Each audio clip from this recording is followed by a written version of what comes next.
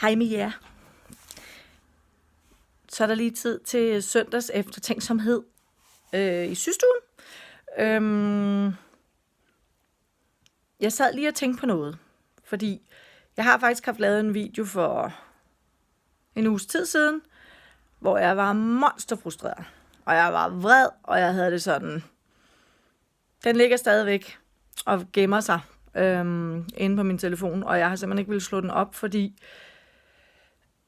det var vrede, der var spontan, og det var vrede, som var frustration, som på en eller anden måde skal siges højt, men det skal siges højt på en anden måde, så man ikke går i forsvar, når man hører det, og man kan tage det til sig. Så den skal jeg arbejde på. Men her er en anden ting, som jeg er begyndt at bide mærke i den her verden af diagnoser og specialskoler og alt muligt andet halløj. Et eller andet sted, så går jeg jo fri, fordi jeg er voksen, og jeg kan i princippet gøre, hvad jeg vil. Men jeg kan jo stadigvæk se mine børn være udfordret på nogle områder. Og jeg møder mange mennesker i min omgangskreds, der arbejder med børn inden for specialområdet og udsatte børn i det hele taget, hvis man kan kalde dem det.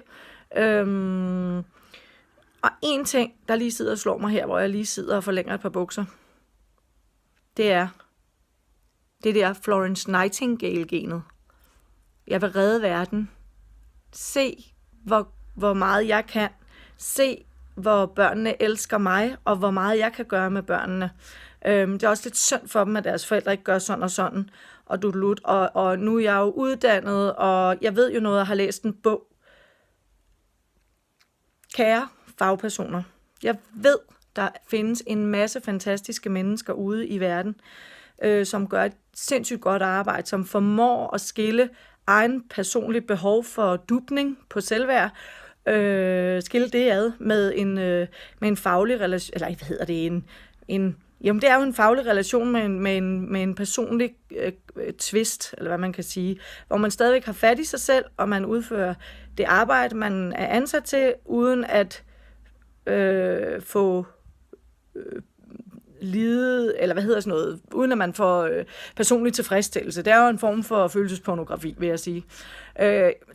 Jeg hører rigtig mange inden for faget, når man sidder og får snakket om det, hvor jeg kan høre, at underliggende, så ligger der altså en lille smule, lidt for personligt tilfredsstillende ting. Og jeg ved godt, det er drive i et hvert erhverv, og det skal der også være med mennesker. Men os, der lever i det til hverdag, os, der bidrager med den energi og får andre folk til at føle sig gode, fordi at de kan bane sig vej ude i verden, hvor at vi er nogle andre, der har nogle andre veje. Der vil jeg bare gerne sige til jer, fagpersonale, og det er sikkert ikke jer, der gør det, der vil lytte på det her. Det er sikkert ikke jer, der gør det, der vil indrømme, at I gør det, og det er fuldkommen okay med mig. I skal bare tage det med jer, at I har med mennesker at gøre, som kommer fra en familie, hvor der diagnoser eller ej, højst sandsynligt er nogle udfordringer, som børnene også har, kvæg at meget af det, jeg taler om, ADHD, autisme og ting, er arveligt. Det er en genetisk, det er ikke et psykisk handicap på den måde i min verden. Det er en genetisk bygningsfejl. Det er en bygningsfejl, et handicap.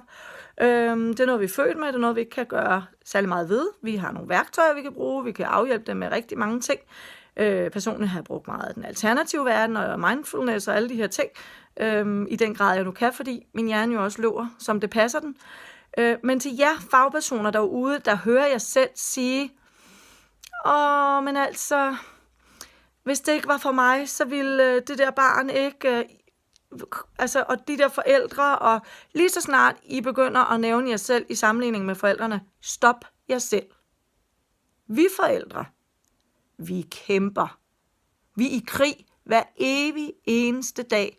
Jeg ser damer, mænd, søskende, der ligger ned.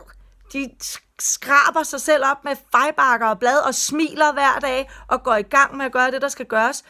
Men grundlæggende er der minus livskvalitet, fordi det bare handler om, at man skal passe ind i de der fucking rammer. Så jeg er fagpersonale derude. Se det på den her måde.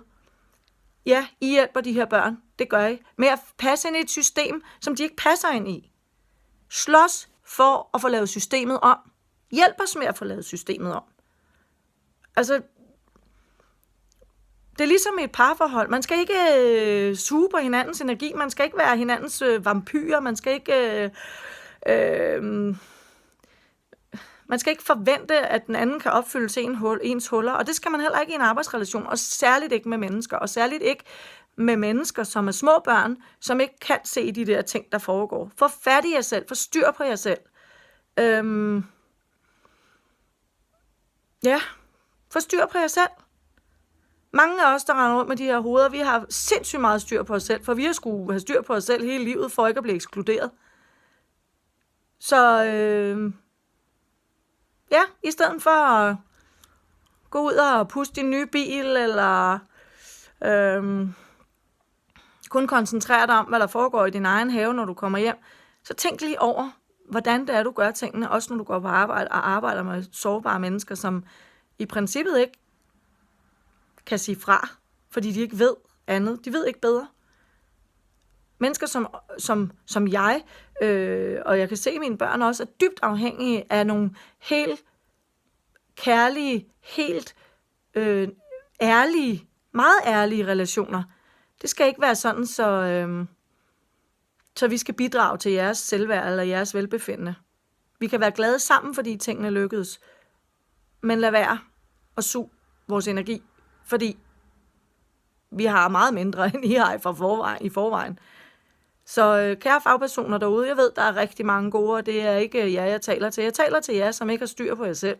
Jer, der næres ved at gøre en forskel. Florence Nightingale'erne. Jer, der tror, at verden ikke kan leve uden jer. Stop jer selv. Det kan den godt. Kan I have en dejlig søndag?